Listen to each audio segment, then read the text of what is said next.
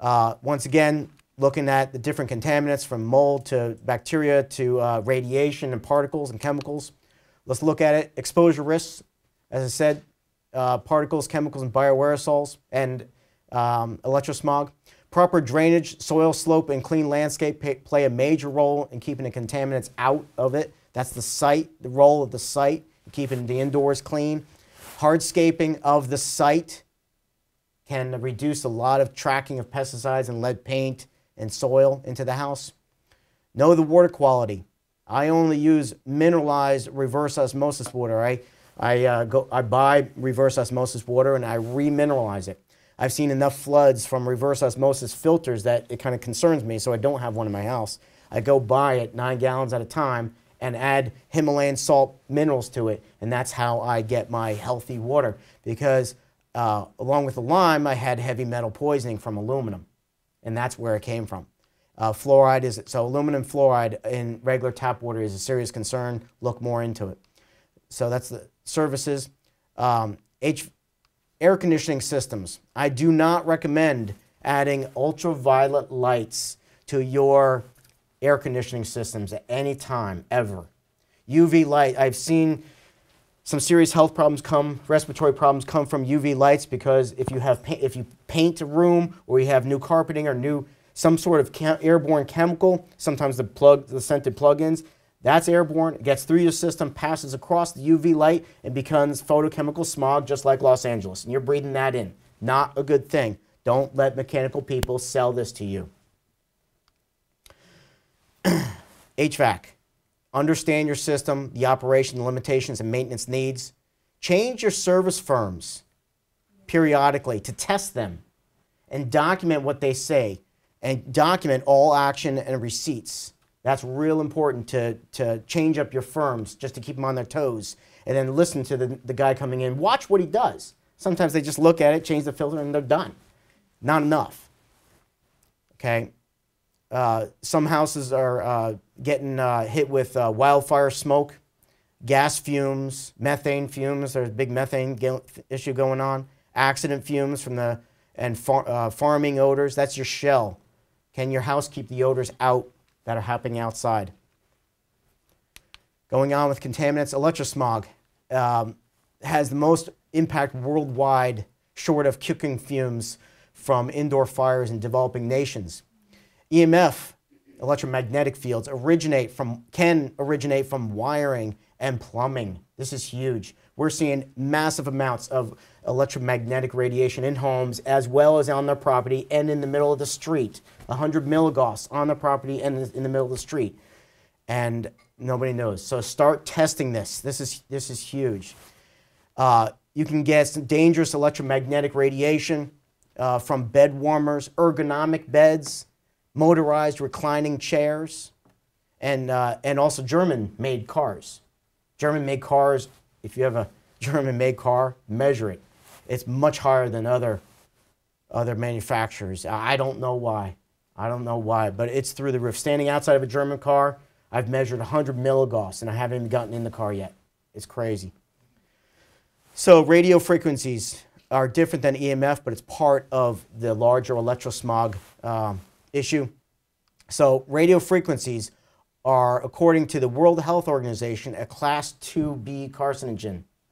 All right, this comes from Wi-Fi, cordless phones, and some baby monitors and other sources, cell phones, but cordless phones and Wi-Fi, pretty serious stuff. We're getting a lot of, what's happening here is it's hypoxic reaction, capillary hyperperfusion. It can be caused by this radiation. I experience it. We have a lot of clients experience it, and it's really amazing. I had a guy in 24 hours. He had a complete change in his symptomology because he turned off his Wi-Fi and a cell phone booster, and he came knocking on my door, and thank you. I mean, it was amazing. I mean, he was one of the lucky ones that had such a fast change, and he was actually not sleeping in his house. He was sleeping in his driveway in a trailer that he borrowed, a new house. It had no mold problem, and he thought it was a mold problem, but it happened to be, this is the last resort, turn this stuff off, and he turned around real quickly. So the compact another thing here in homes, looking at contaminants, fluorescent lights, they're a mercury risk. All right, if they break in your house, you got problems. Shut the door, put a mask on, open the things, put a fan in the window, ventilate it, get a certified HEPA vacuum, and get up that dust. That's nothing to mess with. I don't have any mercury-containing fluorescent lights in my house. Okay, this is my red blood cells. I went to Chicago a few months back, and for 4 days, dark field microscopy. It's amazing what, and there were 16 of us in the class. It was a fantastic class, learning what you can see under phase contrast and dark field, protein problems, and issues that can cause reduced oxygen transfer, oxidation, can cause hypoxic reactions, capillary hypoperfusion. This is happening worldwide. Think ADD, ADHD, about children being able to think in their classrooms. These are very simple meters people can buy. This is $100 on Amazon. This is about $250. This measures, this only measures only uses for magnetic. This is a tri-field meter. This is an acousticom meter for radio frequency. So very important to measure electrosmog with these things. Just 4 of some excellent books here.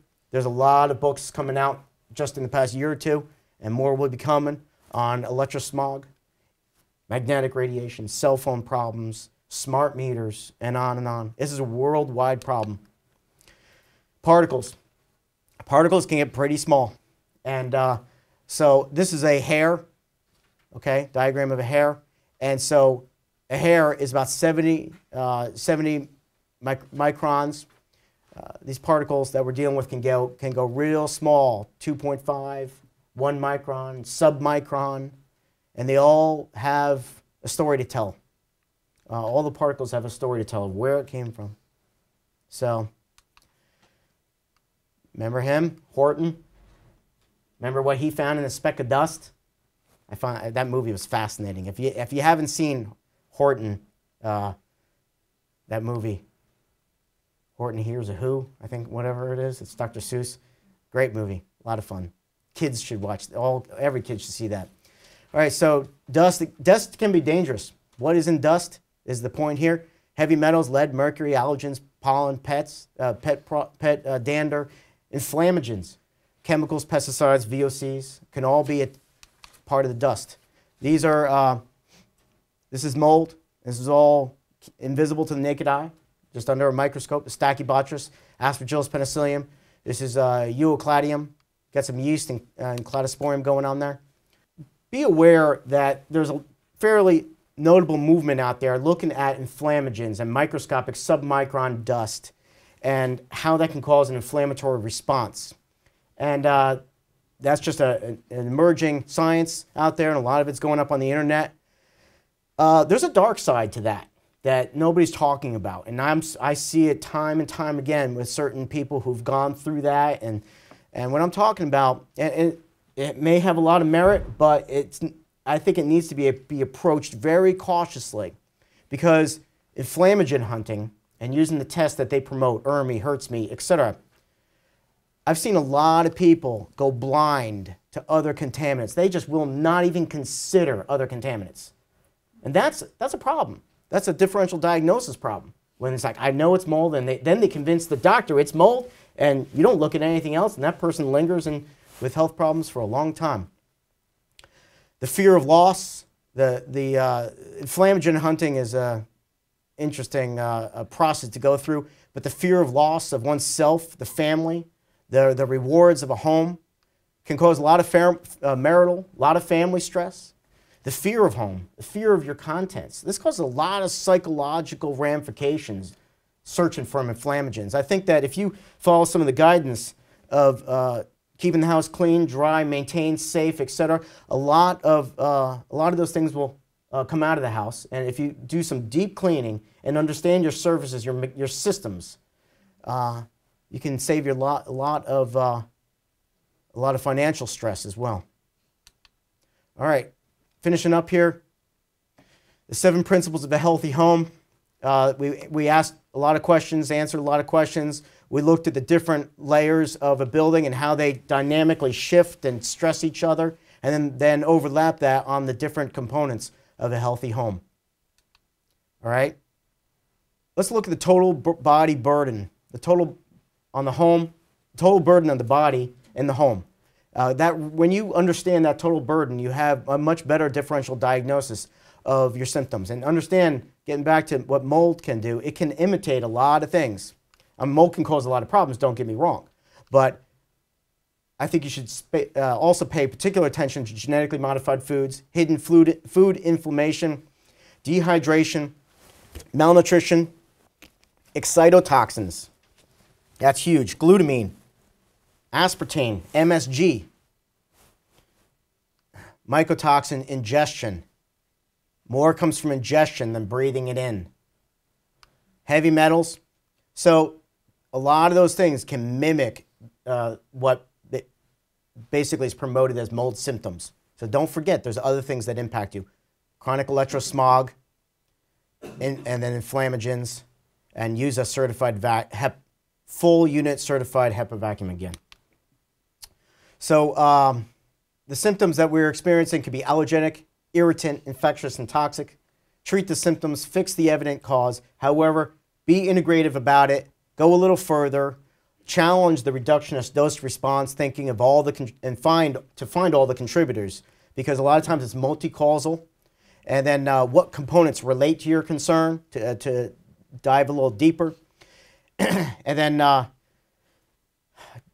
oftentimes there's a synergistic effect adding to that total burden. And invest in prevention as much as you can do. Invest in cleaning your house, keeping the systems up to date, safe, well-maintained, etc. Thank you very much. Appreciate your coming out tonight.